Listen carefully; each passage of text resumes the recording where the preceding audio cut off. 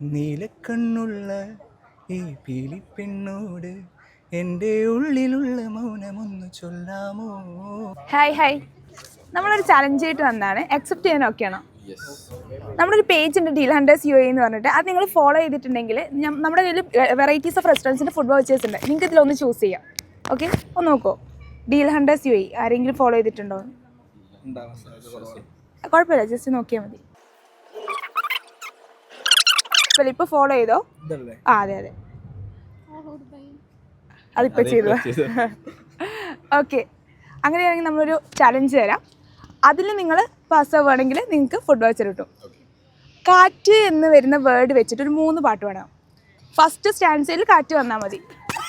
കാറ്റുമൂളിയോ പ്രണയം, നീത്തലോടിയോ ഹൃദയം. ഓക്കെ, കുഴപ്പമില്ല. അടുത്തത് പഠിക്കാം. കാറ്റേ നീ വീശരുതിപ്പോൾ, കാറേ നീ പെയ്യരുതിപ്പോൾ, ആരോമൽ ജീവന്റെ ജീവനിരിപ്പു. ഒന്നുകൂടെ. അത് പറ്റില്ല, കാറ്റാടിയാണ്. കാറ്റാണ് വേണ്ടത്. ഒന്നുകൂടി ആലോചിച്ച് നോക്കൂ.